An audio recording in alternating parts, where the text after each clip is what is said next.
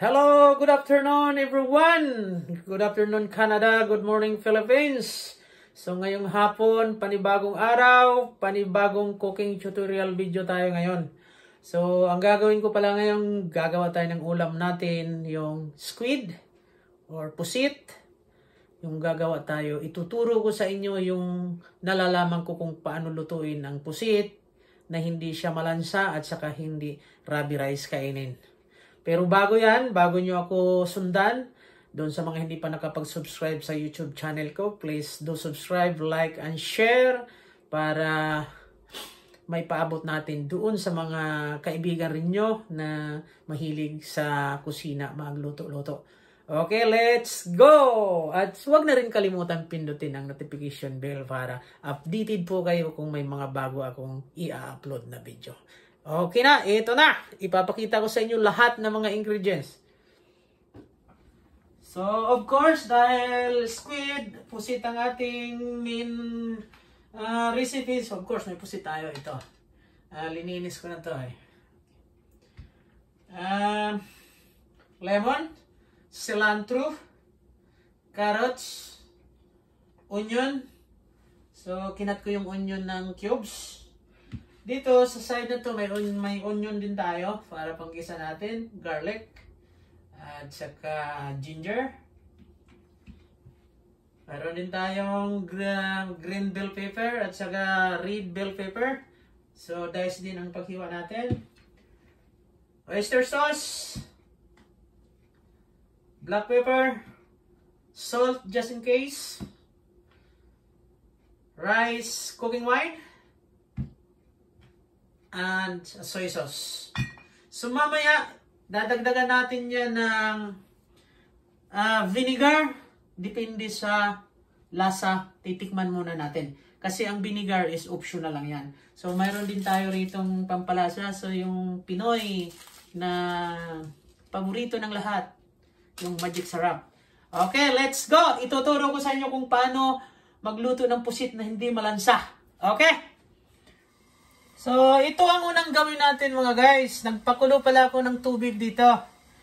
So, ibubuhos natin tong squid natin, ang pusit. Yeah? Buhos natin. Yan. Okay. Ang bilang natin yan, 3 minutes lang siya dyan. Simula ng kumulo. Okay? But before that, para maalis yung lansa, isqueeze natin siya ng lemon. Oh, sorry. Okay lang yan. Kasi pinapakuluan lang. Nalaglag tuloy.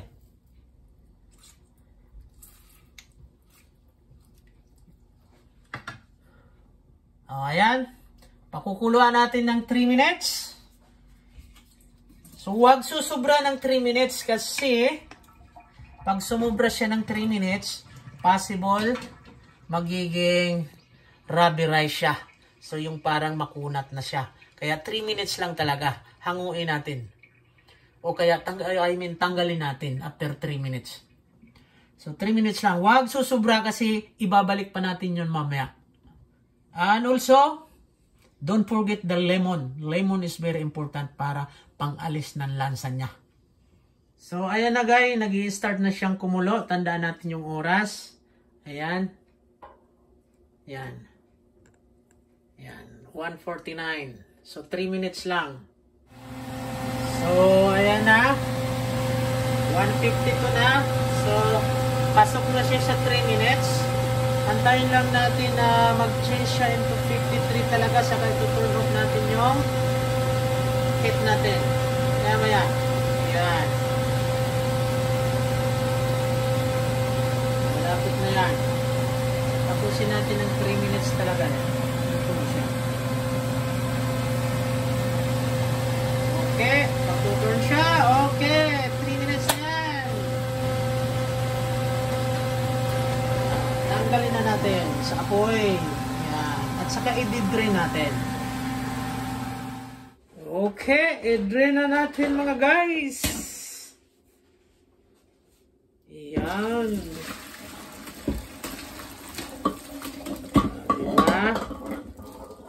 Ang sarap-sarap.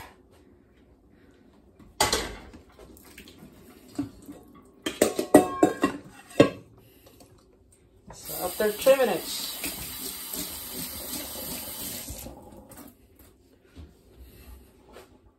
So proceed tayo sa final. So a little bit of oil. So ito medyo mahaba-haba ito na. Dito ha. Huwag na kayong aalis kasi dito na yung pinali.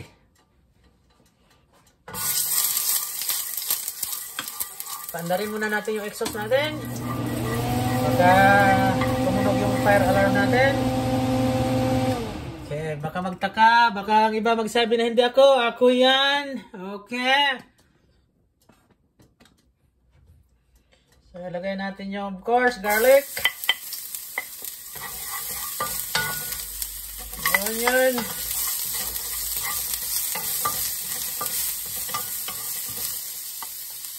Ginger.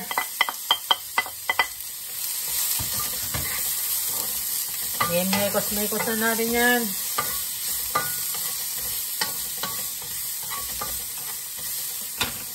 Isunod natin yung carrots kasi medyo matigas ang carrots.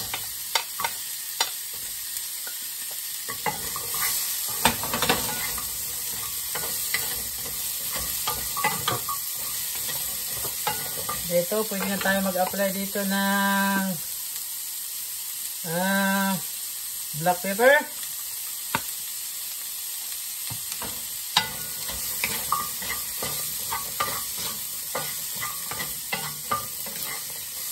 Tansyahin lang natin na medyo luto na, saka ilagay natin yung mga kasunod na ingredients.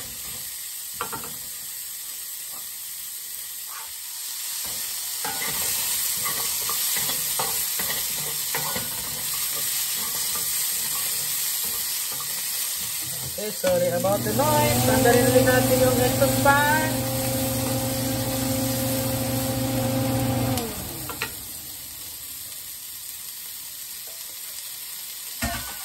Dito, papasok na natin yung squid natin na pinakuluan kanina.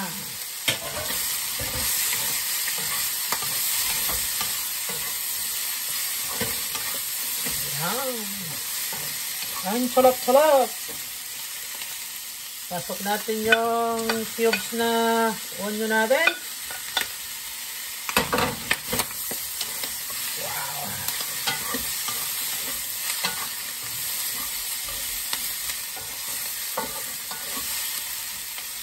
Dito yung lemon natin. Ito hindi na kailangan malaglag kasi pang finished product na to.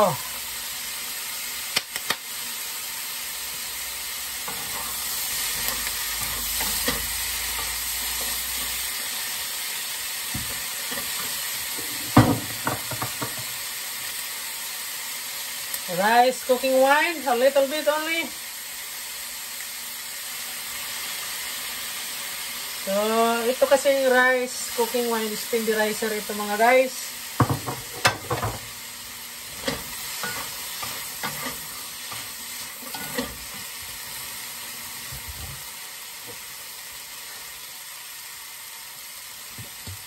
Oyster sauce. Depende sa dami ng inyong lulutuin.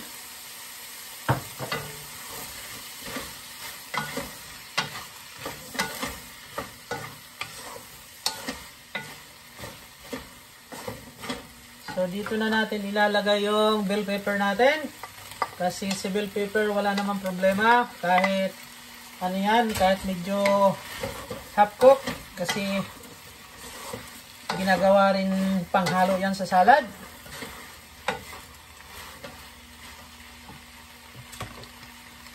Applyan natin ng kaunting soy sauce. Not much. Because they have oyster sauce already.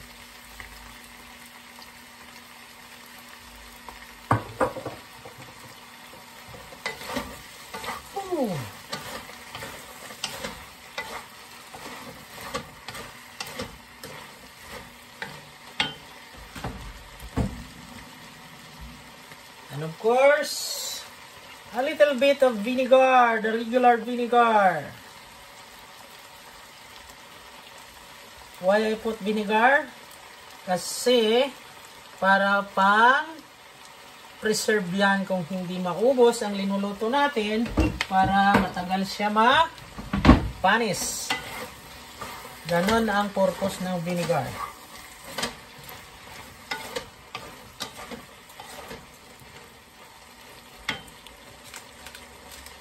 Of course, the Filipino seasoning. Magic sarap. Not much.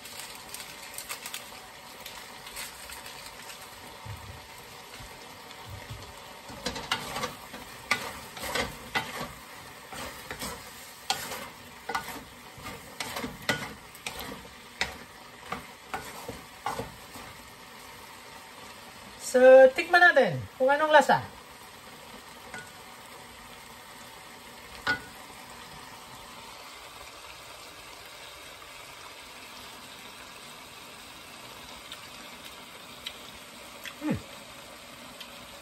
Perfect mga guys. Maasim-asim na medyo maalat-alat konti. Pero sakto lang ito sa akin. Tingnan nyo, hindi siya makunat. Ganun ang sekreto ng pagluto ng pusit.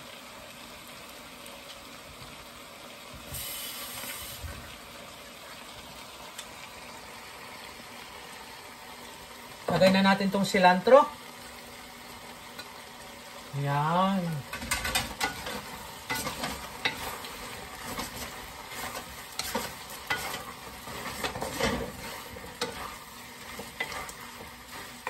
Wow.